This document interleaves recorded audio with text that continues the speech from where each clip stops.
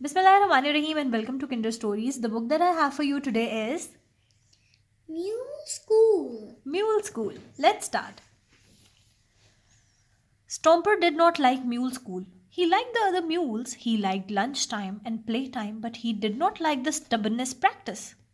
Every day his timetable was the same. 9 o'clock, stubbornness. 11 o'clock, kicking. 12 o'clock, lunch. 1 o'clock, stubbornness. 3 o'clock, kicking. 4 o'clock, home. Day after day the mules recited, "Want, want, want," and "shat, shat, shat." They shook their heads and stamped their feet.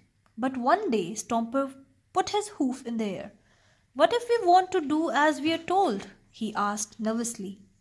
"You are a mule. Refuse!" cried Mrs. Kick. "But what if it seems like a good idea?" mumbled Stomper. "Nobody else's idea is good," she snapped and sent him to stand in the corner. Stomper's first stubbornness test was to guard a pile of apples. He stood mumbling, "No, no, no," under his breath. But before long, a scruffy pig snuffled up. "My piglets are hungry. Could you spare some apples?" she asked. "Of course," nodded Stomper. "Help yourself." The pig waddled happily off with the apples, but then Stomper gulped. He had forgotten to be stubborn. "Fool of a mule!" cried Mrs. Kick. "You must never ever give in to a pig." Stomper's next task was to block a path. Soon a family of goats needed to get past. Stomper stood aside and waved them politely. But then the school's meanest mules, Biff and Bash, jumped out and laughed. "We are mules, we like to kick. Weakness makes us sick, sick, sick," they chanted as they circled him. "We are going to tell on you. You were meant to stop the goats, not let them through."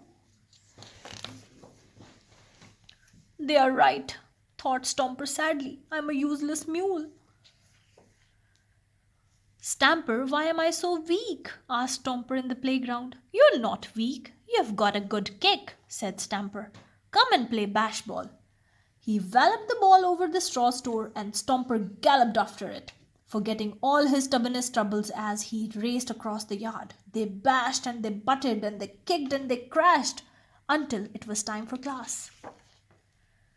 That afternoon there was a field trip to practice kicking in the valley, but Stomper was sent out apple picking to replace the apple he had lost to the pig.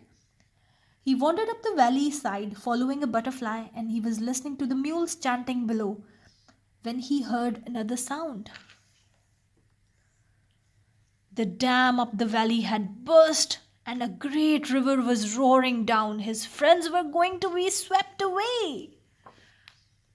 "Move!" cried Stomper as loudly as he could, but the mules did not hear him. "Leaf or branch or rock or stick, whatever it is, we'll give it a kick," they chanted far below. "Run!" thundered Stomper, waving his hooves wildly, but the mules were not looking. Nose to the ground and tail to the sky, "Let those thundering mule hooves fly!" they cried as they kicked. Then at last Mrs. Kick saw the water swooshing towards her. She faced up the valley, dug in her hooves, bared her teeth, and cried, "We are mules and we won't budge, even for an enormous flood." The other mules took up the cry. Their eyes were wide, their ears were back, but their trembling hooves were planted firmly in the mud. Suddenly another sound rose above the rushing water. Crash, crash, crash! The mules screwed their eyes tight shut and covered their heads with their hooves. But then, "It's Stomper!" cried Stamper with a mighty neigh of delight. Stomper's head was down, his heels were flying, and he was kicking with all his might. Crash, crash, crash!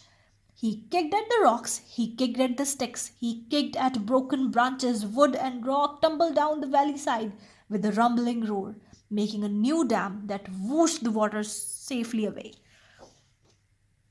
Stomper trotted down the hill and stood casually nibbling flowers. Slowly the other mules sidled up. "We were wrong," they muttered. "We were foolish mules." Stomper shook his head. "No, you stood your ground. You did what a mule should do. It's just lucky that not all mules are exactly the same as you." Mrs. Kick looked thoughtful as she led them back to school. Next day at Mule School, the timetable read 9 o'clock stubbornness or pottery, 11 o'clock kicking or flower arranging, 12 o'clock lunch, 1 o'clock stubbornness or hoof printing, 3 o'clock kicking or musical mules, and 4 o'clock home. And at 11 o'clock, while Stomper happily kicked his way through class, Biff and Bash were down in the meadow, merrily arranging daisies. The end. If you like this book, give it a big thumbs up and subscribe to our channel. Listen to our stories on Instagram and Facebook. Follow us there as well. Keep reading, keep listening to our stories. Thank you.